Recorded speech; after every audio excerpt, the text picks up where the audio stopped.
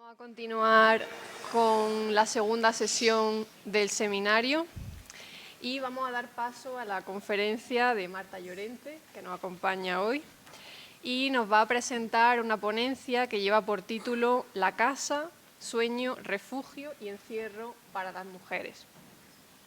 Marta Llorente es arquitecta y doctora por la Universidad Politécnica de Cataluña. Además, ha realizado estudios de Bellas Artes en la especialidad de pintura en la Universidad de Barcelona y estudios de música en el Conservatorio del Liceo, también en Barcelona.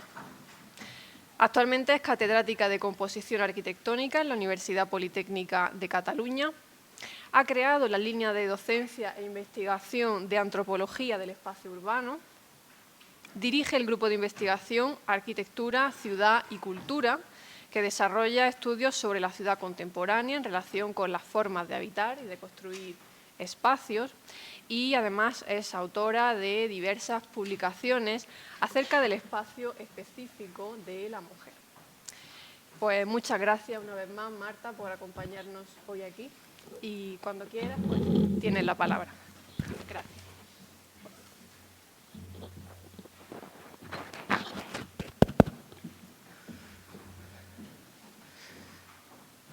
Voy a empezar como debo empezar, dando las gracias. Hoy prefiero estar aquí que en mi universidad, donde también me habían asignado un papel, pero mi vocación de estar junto a mis amigos, especialmente por esa razón, Juan Calatrava, me hace mucha ilusión estar con él. Ana del Cid, una persona muy fina. Yo digo que es como un bisturí cuando trabaja, precisa y seria, ¿no? Y a quien admiro mucho, y también al resto de las que habéis organizado esta maravillosa jornada, que es lo que deberíamos hacer siempre, que es pensar un poco más allá de lo inmediato, de lo que hemos heredado como conocimiento. Yo no suelo hacer esto, pero hoy quiero dedicarle esta charla a mi abuela, que estudió en la Escola Llotja, en Bellas Artes, con muchas dificultades, que se crió en la escuela moderna con Ferrer Guardia, que no pudo después pintar como ella quería. Se lo voy a dedicar también a mi madre, que ayer hubiera cumplido 98 años, murió hace 2, que ha sido traductora, profesora de lengua, que estuvo muchos años sin poder ejercer su trabajo. Al final pudo, gracias a la ayuda de sus hijas, que luchamos para que lo pudiera hacer. Y también se lo voy a dedicar a mi nieta, que es lo más reciente que tengo, que tiene 1 año y medio y que espero que la vida le dé todas las oportunidades que no hemos tenido a veces el resto de las mujeres. Bueno, y entonces mi conferencia o mi charla es muy distinta a lo que habéis oído hasta ahora. Yo hace tiempo que trabajo este tema, pero en general he dejado de buscar a las mujeres célebres, he dejado de buscar a las heroínas, he dejado de buscar a las genias, las hay, por supuesto.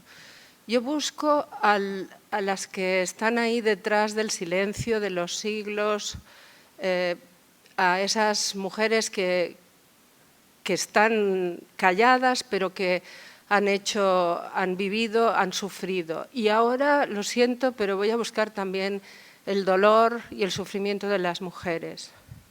Yo empecé a trabajar en temas de género por una casualidad, porque estuve en un tribunal de una tesis doctoral sobre género, y en ese momento conocí a unas investigadoras de la Facultad de Psicología, Montserrat Moreno, Genoveva Sastre, que trabajaban sobre el maltrato de las mujeres, hacían su investigación en el tema del sufrimiento, por tanto, y me invitaron a colaborar con ellas. Trabajé muchos años con ellas. Ellas trabajan como psicólogas con casos concretos, y yo me ocupaba de ver en qué espacio vivían esas mujeres maltratadas, y estar muy cerca también con jueces, con mujeres jueces, con todo un equipo. Y realmente me di cuenta que el espacio tenía mucho poder en nuestra vida y que el espacio es fundamental y que hay mucho sufrimiento en los interiores. Entonces yo me dedico a hablar de la casa en ese sentido como algo entrañable, como algo que todo el mundo tiene, en principio debería tener un derecho también, la casa es un derecho, y trato de ver qué ocurre detrás de las paredes. Me gustaría contaros que la casa es un sueño creo especialmente importante para las mujeres, pero me gustaría contaros que ese sueño a veces está roto, está convertido en el infierno, que muchas mujeres han vivido en la casa como quien vive en un infierno, desposeídas hasta dentro de la casa, de los espacios de intimidad.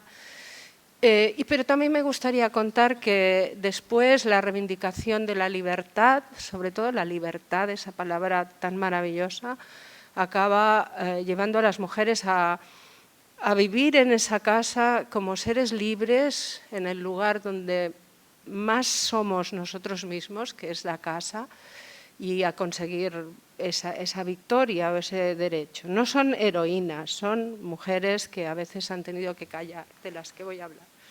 Bueno, esto solo es estáis viendo una presentación, que ese gineceo, esas actividades de las mujeres dentro de la casa, pero yo todo esto lo voy a pasar muy por encima.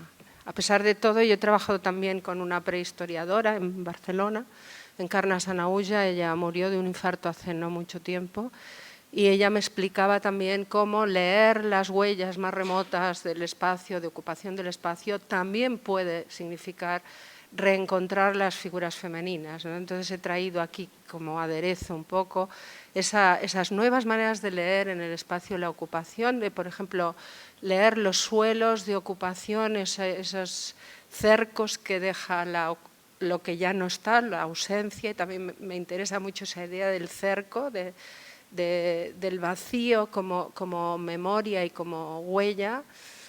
Esas chozas nos dicen que no solo había grandes monumentos y cavernas y pinturas, sino que existía la vida, existían las casas privadas. He cogido al azar algunas imágenes, me gusta mucho este tema. Casas donde el hogar, el fuego está enterrado y hay enterramientos simétricos entre hombres y mujeres en posiciones estratégicas en el espacio. O estaba buscando el otro día si podía presentar la imagen de una casa lo más antigua posible, ¿no? La casa existe desde que somos humanos, la casa nos hace humanos. ¿Los animales tienen guaridas? Sí, claro que sí, pero para nosotros ese espacio propio es realmente muy distinto, ¿no?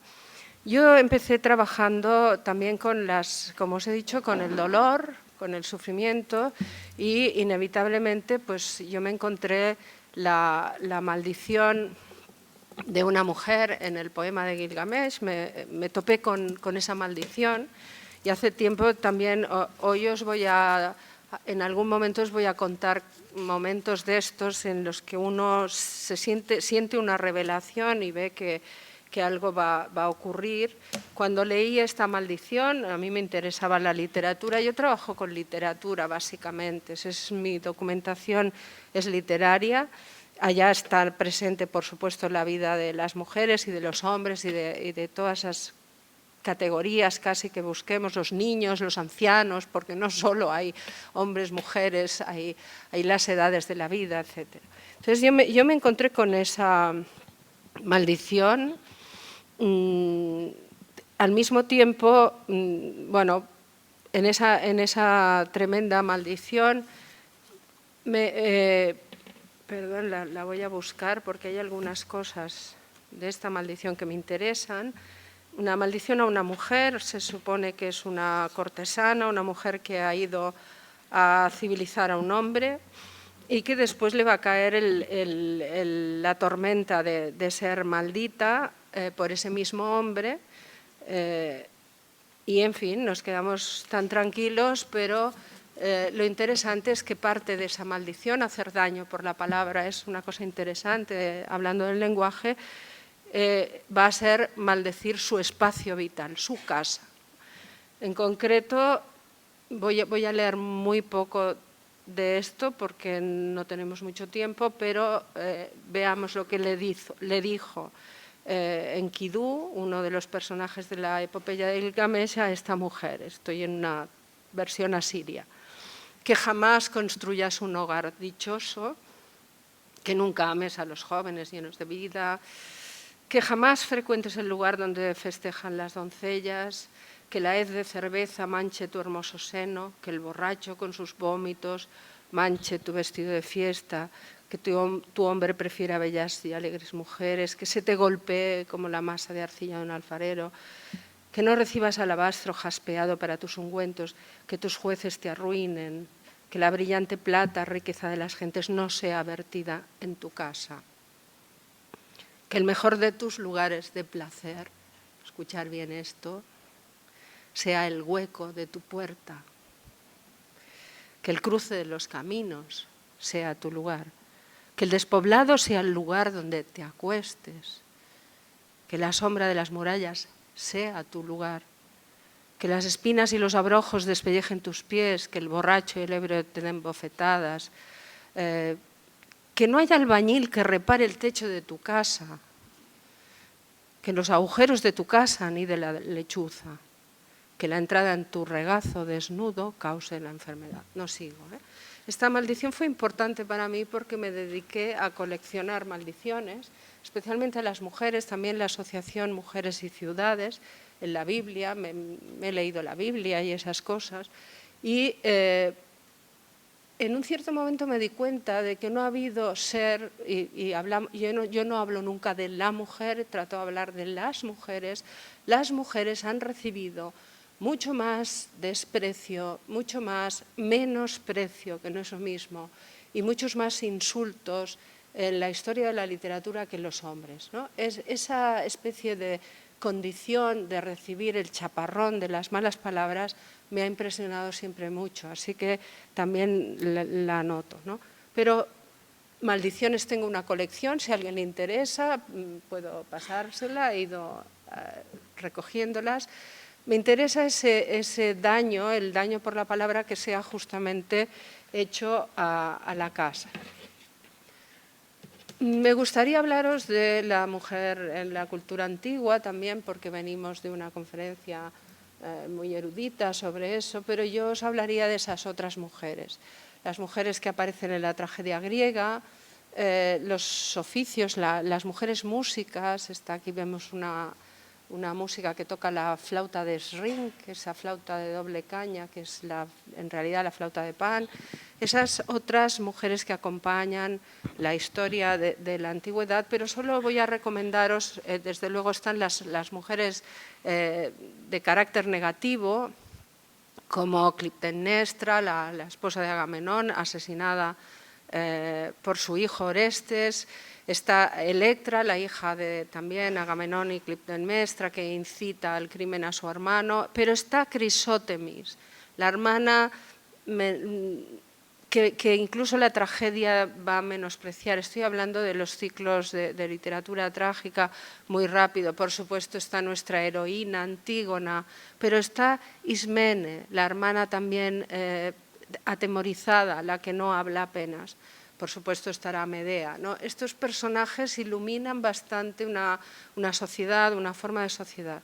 Y no voy a hablaros de ellos, solo recomendaros literatura contemporánea sobre ellos, en concreto los poemas de Yannis Ritsos, un poeta griego muerto en el año 90, que les dedica especialmente sus monólogos a estas figuras secundarias. La figura justo que no es la de la heroína, la otra, la que pasa desapercibida, la tímida, la que tiene miedo, ¿no? Y esos poemas son bellísimos y quedan aquí recomendadísimos para quien tenga afición a la literatura. También María Zambrano, cuando escribe los monólogos en la tumba en que encerraron a Antígona, según la tragedia de Sófocles, que son también preciosos, ¿no? Son cosas que solo me da tiempo a recomendaros, que no voy a comentar.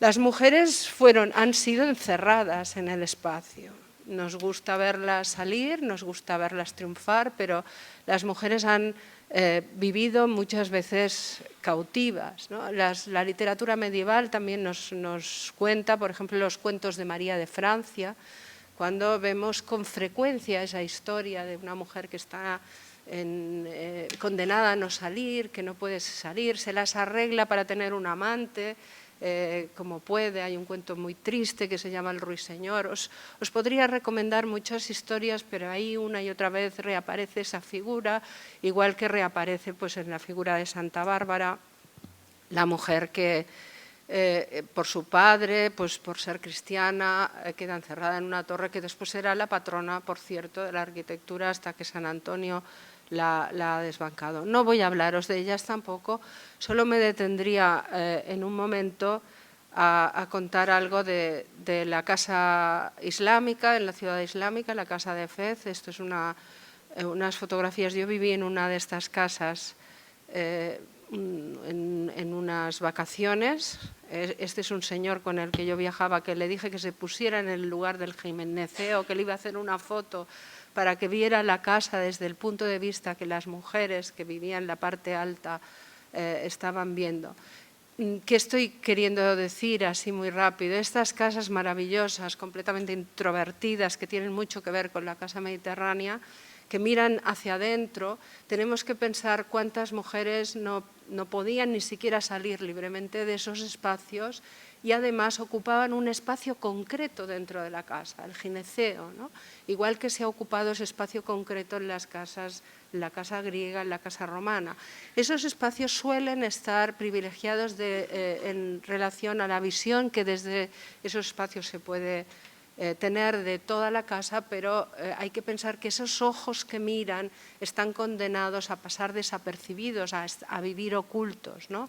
No me lo invento yo, eso también tiene que ver con Fátima Mernissi, esta escritora magrebí que también ha muerto no hace mucho y de la que sí que me gustaría simplemente leer un fragmento de ese libro, Sueños en el umbral, que yo lo recomiendo mucho, creo que Ana me decía que se lo había recomendado hace tiempo, donde esa niña que crece en el harem, en una casa de Fez, precisamente de la Medina de Fez, tiene que aprender de un modo, sin una lección explícita, tiene que aprender dónde puede entrar y dónde puede no entrar, cuándo puede salir y cuándo no puede salir. Y entonces adquieren, a mí también me interesaba por eso, en esa casa de Fez y en las memorias de Fátima Mernissi, adquiere un papel muy importante el patio, ¿no? Ese patio interior que a veces lo podemos elogiar como gente de arquitectura, pero que para ella representa el encierro, ¿no? Representa el único horizonte muchas veces que puede contemplar. Entonces voy a leer un fragmento muy breve de cómo ella explica el patio. Contemplar el cielo desde el patio, escribe ella, era una experiencia abrumadora. Al principio parecía domesticado a causa de aquel marco cuadrado hecho por la mano del hombre, pero luego el movimiento del lucero del alba que se desvanecía lentamente en el profundo azul y blanco se hacía tan intenso que mareaba. En realidad, algunos días, sobre todo en invierno, cuando los rayos del sol, color púrpura y rosa intenso, expulsaban del cielo las últimas estrellas que titilaban tercamente, una podía quedarse hipnotizada. Pero ella sigue más adelante. Era eso realmente, ese horizonte de un mundo encerrado en una casa, lo que deseaba ver, ¿no? Ella deseaba subir como una flecha a las terrazas y desde las terrazas al menos ver la ciudad. Claro que si subía como una flecha a la terraza, escribe ella, podría verse que el cielo era más grande que la casa, más grande que todo. Pero desde el patio la naturaleza era insignificante. Había sido sustituida por los motivos geométricos y florales de los azulejos, la carpintería y el estuco. Las únicas flores de impresionante belleza que había en la casa eran las de los coloridos brocados que cubrían los asientos y las de los cortinajes de seda bordada que protegían puertas y ventanas. Si alguien quería protegerse de aquella geometría, era imposible que abriese la contraventana para mirar fuera. Todas las ventanas se abrían hacia el patio, ninguna daba a la calle.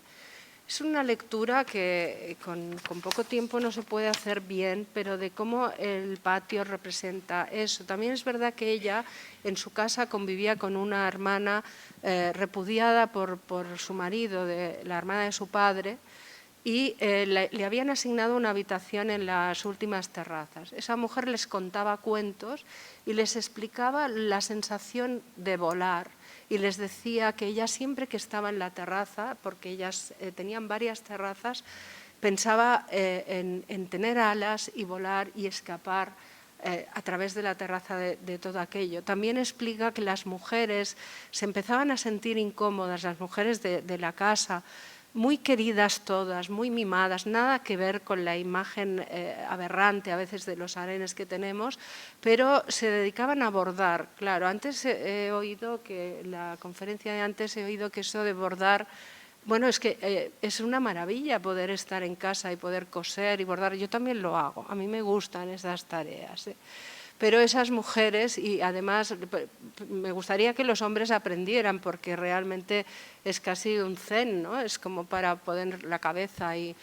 Pero ellas, las mujeres de su casa, explica Mernissi, que bordaban las alas de un gran pájaro, de un pavo real, que estaban para provocar a las otras mujeres que bordaban los motivos tradicionales, las provocaban diciéndoles: estamos bordando la imagen de un pájaro porque estamos deseando liberarnos. Y había una tensión entre esas mujeres que yo creo que es bastante bonito.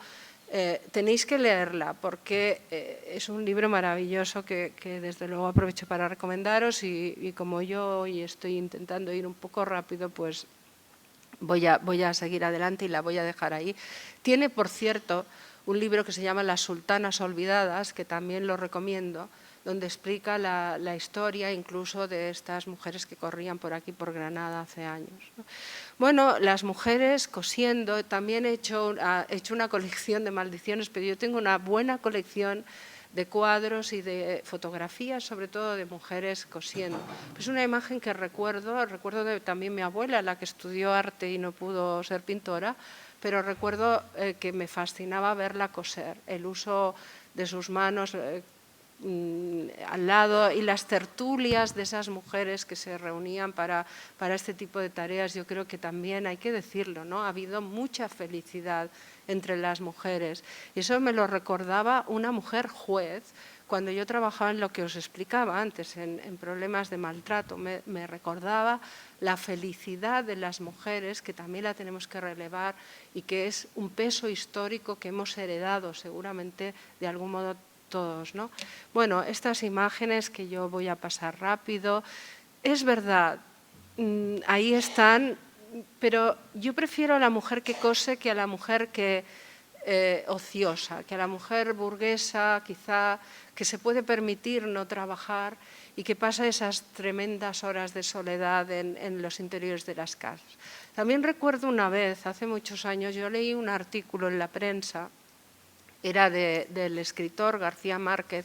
Yo era adolescente cuando lo leí, que se titulaba «Las mujeres felices se suicidan a las 6». No lo he olvidado nunca, ese artículo, ¿no? Y después, incluso recientemente, ya no trabajo con el problema del maltrato, pero he estado mirando las cuotas, no solo evidentemente ahora sale a la luz todos los asesinatos de mujeres en los interiores de sus casas, es ahí donde las matan a la mayoría, pero he estado mirando las horribles cifras de suicidios de mujeres que no se cuentan, igual que el suicidio de adolescentes y de gente joven, que es una tragedia social en la que estamos metidos todos y somos responsables, ¿no? Esa mujer que tengo, por ejemplo, este cuadro me gusta mucho y ahora tengo unas cuantas pinturas, que una tarde cualquiera de repente siente que podría hacer algo que no ha aprendido a hacer, que podría escapar también del tedio de las horas domésticas, pues también me interesa, ¿no? Y de estas mujeres, sobre todo en el siglo XIX, pues yo me voy a otra mujer, pero que para no gastar mal el tiempo, pues no voy a leer lo que ella escribe, pero os recomiendo este libro. Carmen Baroja era la hermana de Pío Baroja, es también la madre... Era la madre de Julio Caro Baroja, antropólogo, el que ha escrito Las brujas y su mundo, el que ha hecho una tarea fundamental. Ella tiene una relación... Este es Julio Caro Baroja. ¿Se ve no se ve el puntero, es el niño pequeñito. Este otro muere al cabo de poco. A Carmen Baroja se le mueren 2 hijos pequeños. También tenemos que hablar de esto. Eso también ocurre, ha ocurrido mucho, ¿no? Esas mujeres... pariendo, embarazadas, ¿no? Otros, y muchas veces esos niños muertos que todas las familias, a partir de una generación, si preguntáis, tenemos, ¿no? Carmen Baroja escribe sus memorias, nunca se llegan a publicar, escribe muchas otras cosas. Ella quiere ser artesana, va a París, es de la generación del 98, funda el Mirlo Blanco, una compañía, tiene un liceo de mujeres que se hizo en Madrid, conoce a los intelectuales del 98, pero ella no puede desarrollar a fondo su tarea en la vida, ¿no? Y escribe estas memorias, y yo precisamente conocí a Amparo Hurtado, la que recogió las memorias de ella, fue mi profesora de expresión escrita en el instituto. Las mejores profesoras que he tenido las tuve en el instituto. En arquitectura no tuve profesoras, pero es que eran muy inferiores los profesores que tuve en arquitectura a mis profesoras del instituto, que me abrieron los ojos a muchas cosas, y hago un poco de homenaje a ella. Ella recogió estos papeles y me explicaba, cuando los quise ordenar, estaban abandonados allá en la casa, se los pasa Julio Caro Baroja. Me di cuenta de que los podía ordenar por las casas donde había vivido. Y entonces ella los publica ordenados por esas casas, y bueno, en esas casas yo no voy a leeros lo que escribe, os recomiendo la lectura, son interesantes los diarios por la gente que conoció también, pero siempre habla del tedio. Y es bastante triste, ¿no? En algún fragmento cuenta cómo pasan las 5, pasan las 6, pasan las 7, ¿no? Ella quería trabajar, intenta trabajar con su otro hermano, que es pintor, pero que es una persona muy ociosa en el fondo, que nunca la ayuda. Se queja mucho de Pío Baroja, el gran Pío Baroja, ¿no? Dice, lo tenía todo resuelto. Ella, su madre, la obliga a trabajar mucho más, el marido también. E incluso hay unos años, los que tiene sus hijos, y entre ellos 2 niños muertos, que deja de escribir. Cuando uno coge sus memorias y llega a ese vacío, a esos años, se encoge el corazón, ¿no? Porque después ella dice, yo ya no puedo ni contar lo que fueron esos años, los años centrales de su maternidad. Luego vuelve a escribir. Es bonito cuando explica la casa de vacaciones y otros lugares, ¿no? Cuando explica las casas. Hay un momento que dice, voy a explicar la casa y voy a explicar todas las cosas que yo compraba para poner en la casa, y va haciendo una lista de esos enseres, de esos objetos, y los recuerda. Yo me pregunto si no es verdad eso. Una casa es una biografía, eso seguro. Hace 2 años he vaciado la casa de mi madre y he escrito su biografía a través de los objetos que he ido encontrando. Una casa es una biografía, ¿no? Y creo que es una biografía donde muy intensamente encontramos a las mujeres. La presencia de las mujeres deja todo su rastro en esos objetos, en todo lo que ellas han hecho por aderezar esos espacios, ¿no? Bueno, voy a ir pasando porque no me quiero alargar. Es que me he puesto el reloj al revés, claro, así cualquiera, ¿no? Es que se ve muy mal, pero bueno, no me he pasado todavía. Bueno, de la casa como sueño, como cárcel, lo dejamos aquí, ¿no? Cada uno decida lo que puede ser. La casa puede ser la tumba, puede ser el suplicio, el lugar de la tortura, pero puede ser también el de la felicidad. Y yo aquí me paso a esta mujer, Adrienne Rich, que no sé si la conocéis, pero recomiendo absolutamente su libro sobre mentiras, secretos y silencios. Absolutamente recomendado leerla, peligroso leerla. Cuando leemos estas cosas, y a mí me pasa a veces que tengo un bajón, ¿no?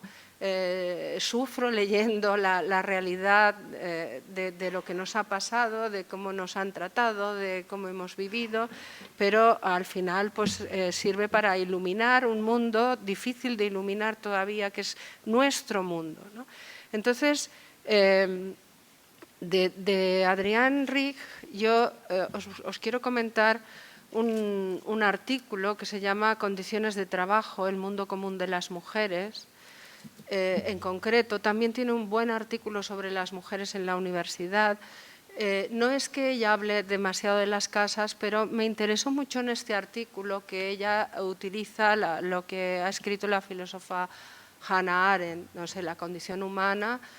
Creo que lo conocéis, es un libro importante y justo me llamó la atención que ella selecciona un fragmento de Hannah Arendt que es el mismo que yo había seleccionado para un libro mío y pensé, nos ha llamado la atención a las dos ese fragmento, ¿no? Es un fragmento, ella acusa un poco a Hannah Arendt de no haberse ocupado demasiado en el fondo, de decir, ha definido la labor pero no ha explicado que eso que ella llama labor interesante, que lo diferencia del trabajo productivo, es básicamente lo que hemos hecho las mujeres, pero lo que dice Hannah Arendt después pasa de largo, lo han hecho los esclavos, dice, lo ha hecho la gente que trabaja y Adrienne Rich coge ese fragmento y dice, cuidado porque aquí hay mucho que decir de todo lo que hemos hecho, ¿no?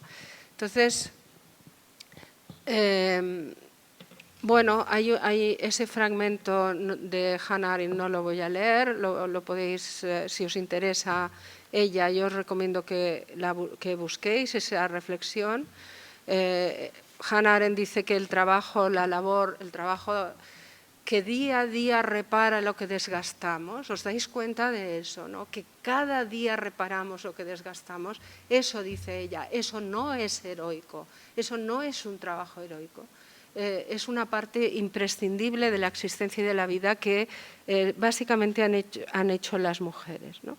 Pero lo que sí que me interesa es cómo lo describe, porque a veces decimos teóricamente el trabajo del desgaste. No, vamos a ver qué es el trabajo del desgaste que han hecho básicamente las mujeres. Esa actividad de proteger al mundo, de conservar al mundo, de reparar al mundo. Los millones de diminutas puntas, el fregar y restregar los pisos con el cepillo y la bayeta, el lavado de las ropas, el planchar, el restregar la tela contra sí misma para que las manchas, al sacar brillo a la olla chamuscada, al cuchillo oxidado, el zurcido invisible de lo desgastado y raído de la vida de la familia, la limpieza del suelo y la recogida de la basura que dejan detrás de sí los hombres y los niños, todo eso que nos han encargado hacer por amor, no es solamente trabajo no pagado, sino que además no es ni siquiera reconocido como tal por los filósofos políticos. Ella se queja de Hannah Arendt. Es exagerada, ¿eh? Pues supongo que ahora también los hombres le sacan a los cuchillos un poco de brillo, pero a mí la imagen del cuchillo y raspar el cuchillo se me quedó grabada aquí en el corazón. Y cada vez que raspo un cuchillo, que lo hago muchas veces, porque o friego una cazuela de aquellas que se ha agarrado lo que has cocinado, me acuerdo de la Adrienne Rich y entonces cojo y si pillo al hombre de la casa le digo, oye, esta olla, ¿lo puedes hacer tú hoy? Porque es que me entra como un malestar, ¿no? Y yo creo que es como lo bien que lo cuenta, ¿no? Lo bien que cuenta ese momento. Y después más adelante un poco más duro, ¿no? Un poco más duro lo que dice. Cualquier esfuerzo que no dejaba rastros, los esfuerzos de las mujeres en el parto, dando a luz a niños muertos, niños que deben morir por plagas o infanticidio, los esfuerzos de las mujeres en su lucha contra la mugre y la descomposición, por mantener a los niños y niñas vestidos decentemente, por producir la camisa limpia con la que el hombre sale todos los días al mundo común masculino, los esfuerzos por educar a los niños y niñas contra el desgaste del racismo y sexismo en las escuelas. No sigo, ¿no? Es la precisión. Y también por eso creo que está bien contar las acciones con precisión e ir explicando una a una las cosas que hacemos, ¿no? En nuestra vida, por supuesto que hay labor, y en la de los hombres también, ¿no? Y cada vez más, y la compartimos, pero cuidado con esos momentos, porque yo antes decía, prefiero coser, claro que prefiero coser a raspar la cazuela, por supuesto, por eso coso a veces, porque digo, estoy cosiendo o tocando el piano, que ya es lo máximo que me puede pasar, pero que últimamente lo llevo muy mal, porque tengo demasiado trabajo. Bueno, os la recomiendo absolutamente en todos los artículos. ¿Hace daño leerla? Bueno, pues bien, ¿no? Está bien de vez en cuando sufrir un poco y vernos a nosotras mismas así, ¿no? ¿Cómo nos vemos en la época, pues en la pintura? Y he ido recogiendo cosas así un poco al vuelo, ¿no? Yo también me veo así, en el fondo. Yo vivo bien y vivo en casa. En la casa se ama también. En la casa se escribe. En la casa, qué maravilla escribir. Y sobre todo leer, ¿no? A las que nos gusta leer, qué maravilla eso. También es verdad que la casa es eso. Tiene que ser eso. Eso es lo que tenemos que conseguir. Que no haya ninguna casa donde para una mujer ese sea el encierro y sea la tortura y la muerte y el dolor continuado y anónimo y silencioso, ¿no? Pero bueno, hay de todo. En las casas hay de todo. También... no sé si conocéis a un poeta que se llama C.S. Nottebohm. Él escribe sobre los cuadros de Hopper. Sobre este en concreto creo que lo hace muy bien. Creo que estos cuadros expresan también esa melancolía. La casa es un lugar para... Y también antes le decía Ana, yo en el fondo a veces es que soy muy vaga, es que a mí me gusta mucho estar sin hacer nada también. Me gusta mirar por la ventana, me gusta, no pasa nada por explicar que realmente no estamos siempre trabajando, no somos heroínas. Y deseo que los hombres sepan perder más el tiempo, que sean capaces de estar más ratos sin hacer nada, conversando, por ejemplo, simplemente mirando el paisaje. Pero esa actitud puede ser extremadamente melancólica y puede ser extremadamente feliz. Depende también del derecho que tengamos sobre el espacio que ocupamos y eso va a ser muy importante. No sé qué pasa, que no tira, no va adelante. No sé si se ha asustado de lo que estoy diciendo, ¿qué le pasa? No funciona. Ahora sí. Bueno, y entonces más cosas traía, pero que yo voy a ir acortando, no quiero cansar a nadie. También una vez, leyendo un libro de la persona con la que me formé más, que fue Eugenio Trías, el filósofo, sobre la pasión amorosa, yo leí Bajo el volcán porque él lo consideraba un relato de amor y de pasión, pero yo me encontré con una mujer infinitamente desgraciada y recuerdo habérselo dicho, yo tenía mucha confianza con él, decirle, pero esa pobre mujer solo está soñando. Yvonne, no sé si habéis leído la novela, es maravillosa y Malcolm Lowry es un buenísimo escritor. Si hace falta, algún día tenemos que hablar de eso. ¿Qué hago con la herencia de todo lo que han hecho los hombres? Yo considero que es mío también y digo con Séneca, todo lo que es verdad me pertenece.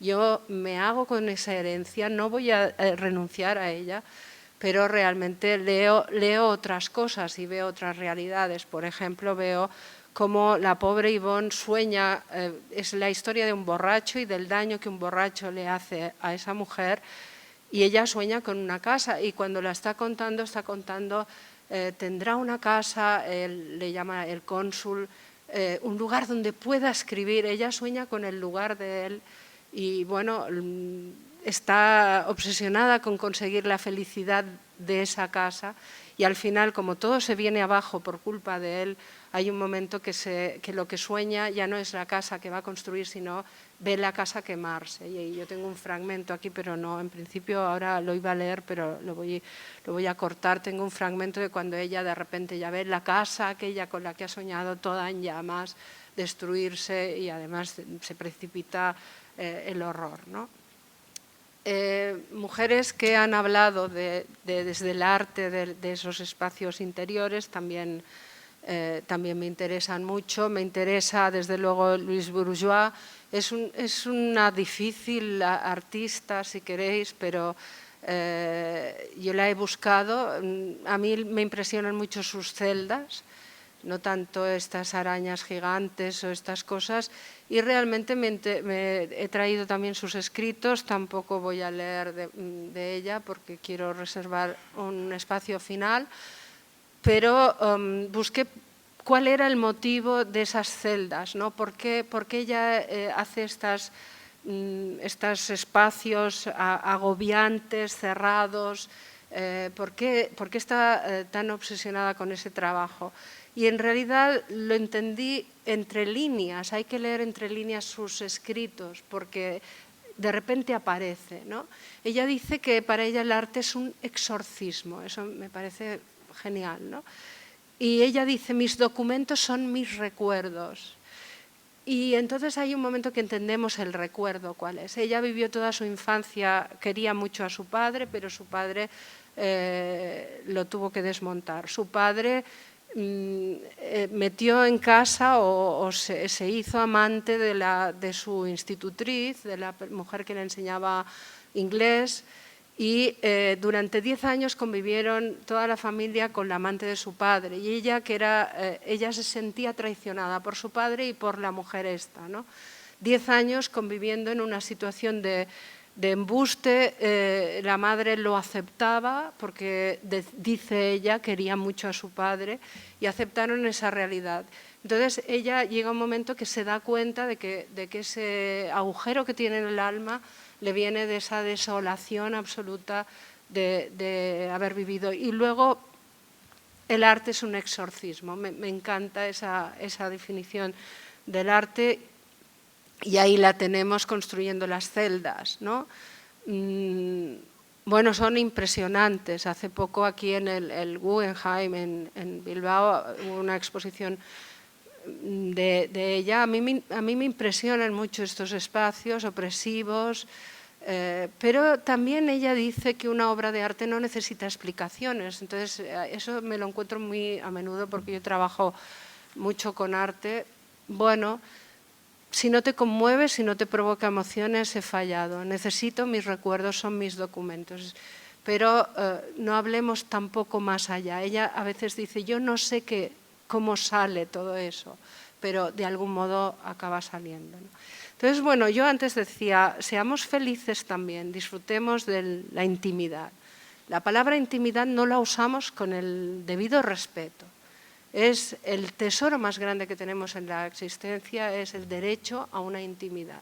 Y eso ocurre en la casa, básicamente. Es donde tenemos eso que os decía, un espacio para el amor, un espacio para el sexo, un espacio para la conversación. Lo digo así porque a veces nos olvidamos de lo que es una casa y de que en una casa va a ocurrir todo eso y por tanto hemos de proteger extraordinariamente la intimidad dentro de una casa. Pero también una casa es un lugar para la lectura. Y yo aquí os traigo una serie de imágenes de este fotógrafo Kerstez, que a mí me gusta tanto, donde fotografía mujeres, niñas, leyendo. Y bueno, solamente os lo paso para recordar el acto de la lectura, el gesto de la lectura, cuando nos envolvemos sobre nosotros mismos, nos doblamos y tenemos ese libro en las manos. Quizás porque debe ser lo que más he hecho en mi vida. Aparte, casi la mayor parte de mis horas me las he pasado leyendo. Soy una fanática de la lectura y por eso me emociona ese acurrucarse dentro de la casa, ¿no? El gesto de la lectura es un doble acurrucamiento. y ojalá no dejemos de hacerlo. Bueno, era para simplemente traer un poco aquí los espacios de libertad. Qué maravilla estar en esa azotea leyendo, no sé si lo veis, porque bueno, sí, la imagen está muy grande, o esta señora, estupenda fotografía de Kertész aquí, ¿no? Pero yo voy a acabar mejor, ¿no? De lo que no sé si es peor o mejor lo que he dicho. No os olvidéis de ellas, ¿no? Todas estas mujeres asesinadas en nuestro país continuamente, pero además antes, como decía Simone Weil, antes de la violencia extrema que es matar, existe esa otra forma de violencia que es no matar todavía, ¿no? Como dice ella, y ahí cosificar aún más a la persona que todavía puede vivir, ¿no? Puede vivir bajo el yugo, la opresión, el dolor y el maltrato. Y eso es una realidad que la gente que hacemos arquitectura tenemos que saber que existe. Pero yo voy a acabar muy bien, yo creo muy bien, porque os voy a recomendar este libro de esta escritora, Sandra Cisneros. Yo lo conocí hace 2 años solamente, a través de un trabajo de memorias, leyendo. A mí no me gusta mucho leer diarios porque quizá me hacen entrar en un mundo demasiado personal, pero sí me gusta leer memorias. La diferencia es esencial, ¿no? En la memoria configuramos el relato, el recuerdo, el diario es a veces aburridísimo, ¿no? Hay que buscarlos, pero... Y entonces os recomiendo mucho este libro. Ella lo escribe en inglés, ella, habéis visto, nace en Chicago, es por tanto norteamericana, de origen mexicano, por tanto es una chicana, y escribe este libro y luego lo hace traducir por una escritura al castellano con pinceladas de habla mexicana preciosa, ¿no? Es uno de los libros más bonitos que he leído en mi vida y entonces por eso lo traía, porque al final para mí, bueno, eso lo digo siempre, Juan Calatrava, que me conoce, siempre estoy diciendo lo mismo, que es de los libros más bonitos que he leído en mi vida, pero es que en el momento que lo digo lo estoy pensando, ¿no? Entonces, para terminar, que además creo que estoy incluso casi en el tiempo primero, pero me lo he reservado adrede para leeros un fragmento de la introducción de este libro, cuando esta chica que vive en un barrio degradado de Chicago, yo esos barrios los he visto, mi hija vivió en Chicago un tiempo y pude pasarlos por altos y a veces no. Cuando ella cuenta que su padre siempre les había prometido una casa y que al final tienen la casa, compran la casa y la casa está llena de desastres, ¿no? Y cómo en el fondo la aspiración de ella siempre fue tener su propia casa, ¿no? Entonces, cuando os voy a leer una parte de la introducción, pero no me voy a pasar más de 5 minutos.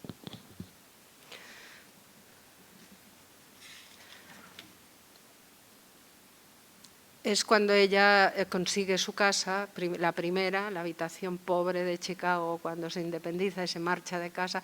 Eso de marcharse de casa cuando yo era joven era importantísimo. Yo creo que ahora no es tan importante, pero cuando yo era joven eso era el momentazo de tu vida y normalmente te tenías que oponer en general a tu padre más que a tu madre, ¿no? Y eso es lo que ella explica. Yo creo que ahora las cosas han cambiado y como ya tengo muchos años, prefiero no extrapolar mi relación con ese tema, ¿no? Ella consigue la primera habitación y os voy leyendo y voy dando saltos, ¿eh? Es el Chicago de 1980, en el barrio de Bucktown, todavía bastante amolado antes de ser descubierto por gente de dinero. La jovencita, dice de sí misma, vive en el número 1814 de la calle North Paulina, exterior, segundo piso. Nelson Algren vagó alguna vez por estas calles. Los dormitorios de Saul Below se extendían por Division Street a un paso de aquí. Es un barrio que apesta a cerveza y meados, a salchichas y frijoles. La jovencita llena su estudio de cosas que acarrea de Maxwell, el mercado de las pulgas. antiguas máquinas de escribir, bloques de madera, helechos, libreros, figuritas de cerámica japonesas, canastas, jaulas, fotos pintadas a mano, cosas que le agrada contemplar. Es importante tener ese espacio donde poder mirar y pensar. Cuando ella vivía en la casa de sus padres, las cosas que miraba la regañaban y la hacían sentirse triste y deprimida. Le decían, lávame, le decían, floja, le decían, deberías. Pero las cosas de su estudio son mágicas y la incitan al juego, la llenan de luz. Es el cuarto donde puede estar en paz y en silencio y escuchar las voces que lleva dentro. Le gusta estar a solas durante el día. De niña soñaba con tener una casa silenciosa, para ella sola, de la misma manera que otras mujeres sueñan con el día de su boda. En lugar de coleccionar encaje y ropa de cama para el ajuar de novia, la jovencita compra cosas viejas en las tiendas de segunda mano que quedan sobre la asquerosa Millway Avenue para su futura casa, colchas desteñidas, floreros rajados, platillos. La jovencita regresó a Chicago después de terminar la maestría y se mudó de nuevo a la casa paterna, al número 1754 de la calle North Killer. De vuelta a su cuarto de niña, con su camita individual y su papel tapiz de flores, tenía 23 años y medio. Se armó de valor y le dijo a su padre que quería vivir sola otra vez, como lo había hecho cuando se fue a estudiar fuera. Él la miró con esos ojos de gallo antes de atacar, pero ella no se asustó. Ya conocía esa mirada y sabía que él era inofensivo. Ella era su consentida, así que solo era cuestión de esperar. La hija alegaba que le habían engañado, que un escritor requiere quietud, privacidad y largos periodos de soledad para pensar. Me he olvidado de decir lo importante que es la soledad en la vida. El padre decidió que tantos años de universidad, tantos amigos gringos le habían echado a perder. De alguna manera él tenía la razón, de alguna manera ella tenía la razón. Cuando piensa en el idioma de su padre, sabe que los hijos y las hijas no abandonan la casa paterna hasta que se casan. Cuando piensa en inglés, sabe que debió haber vivido por su cuenta desde los 18. Bueno, su padre visita la visita en la casa, me saltó un trozo, ¿no? Su padre la llama cada semana para decirle, cuando al final ella consigue su propia casa, su propio estudio, para decirle, mija, ¿cuándo regresas a casa? ¿Qué dice su madre al respecto? Se lleva las manos a la cintura y dice, la madre dice orgullosa, salió a mí. Cuando el padre está en el cuarto, la madre se encoge de hombros y dice, ¿qué quieres que haga? La madre no pone objeciones, sabe lo que significa vivir una vida llena de arrepentimientos y no le desea esa vida a su hija. Ella siempre apoyó los proyectos de su hija, siempre y cuando asistiera a la escuela. Aquella madre que pintaba las paredes de sus casas de Chicago de los colores de las flores, la que sembraba tomates y rosas en el jardín, cantaba arias, practicaba solos en la batería de su hijo, se ponía a bailar, llevaba a sus hijos semanalmente a la biblioteca, a conciertos públicos. La que llevaba en la solapa una pegatina que decía alimentar al pueblo, no al Pentágono, la que nunca pasó del 9º grado. Esa madre, ella le da un ligero codazo a su hija y le dice, good lucky, que estudiaste. Bueno, un poco más adelante vamos a ver también cosas de ella y de su casa. Hay un momento que él cuenta que el padre muere. En realidad el libro después es una fantasía, se inventa una calle sobre las figuras de los recuerdos de su infancia y es casi como poesía más. Pero esta introducción es su autobiográfico, ¿no? Y entonces el final, yo el otro día lo estaba leyendo otra vez para venir aquí y la verdad es que me emocioné cuando lo leía, se me puso un nudo aquí, ¿no? Porque hay un momento que el padre ya muere, el padre cuando la va a visitar se desespera, esa casa va diciendo en voz baja, hippies, hippies, va diciendo el padre, pero luego el padre ya se muere, ya no va. Y entonces la madre, que ya es mayor, que le cuesta, que le duele la espalda, que la va a visitar, pero ya no es a esta casa, sino a una casa que ya se ha comprado en la frontera con México, una casa preciosa que también la va a explicar. Y la madre que se resiste, pero al final va de Chicago a a esa frontera a visitarla. Y bueno, es muy bonito y os lo voy a leer, ¿no? Como la madre está al final cerca de esa hija que ha podido hacer lo que ella no ha podido hacer, ¿no? Os leo solo el final.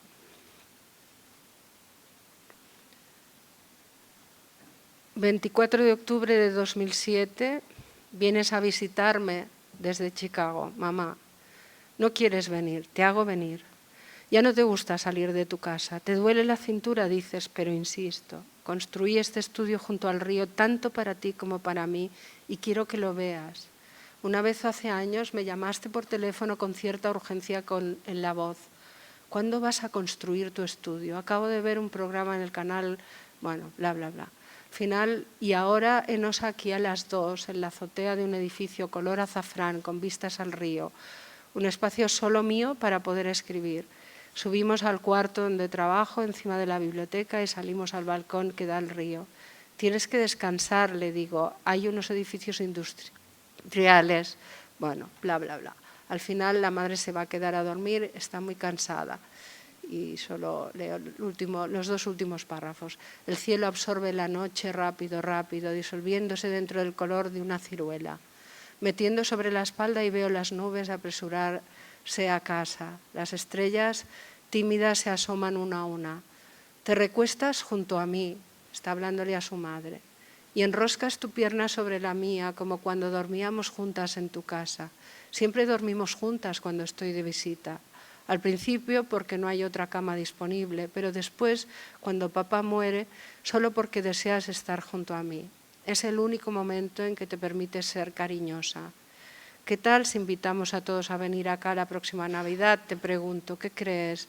Ya veremos, dices, absorta en tus pensamientos. La luna sube por encima del mezquite del jardín de enfrente, salta por la orilla de la terraza y nos deja atónitas. Es una luna llena, un nimbus enorme, como en los grabados de Yoji Toshi. De ahora en adelante no volveré a mirar la luna llena sin pensar en ti en este momento, pero ahora esto no lo sé. Cierras los ojos. Parece como si estuvieras dormida. Debes estar cansada del viaje en avión. Good luck, que estudiaste, dices sin abrir los ojos. Te refieres a mi estudio, a mi vida. Te digo, good luck. Dedicado a mi madre, Elvira Cordero de Cisneros, que bueno, lo escribe un año después de que la madre muere, ¿no? La hija puede hacer lo que la madre no ha podido hacer, ¿no? La hija puede tener una casa, lo consigue. Nosotras, las mujeres, formamos una cadena, lo sepamos o no, lo estamos formando. Mi lucha será tu mejora y tu lucha será la de que vendrá después. Y la lucha hace falta y no podemos dejarla, ¿no? Tenemos que seguir insistiendo en que no puede ser, ya no me preocupa tanto que las asignaturas, por supuesto es fácil introducir los temas, lo hemos de hacer.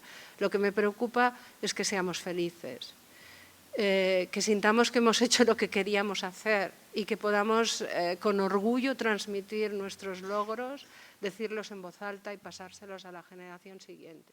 Y que esa cadena, por favor, no se rompa y que no se rompa nunca. Llevamos 2000 años intentándolo, pero creo que al final estamos un poco más cerca de conseguirlo. Ya con esto he acabado.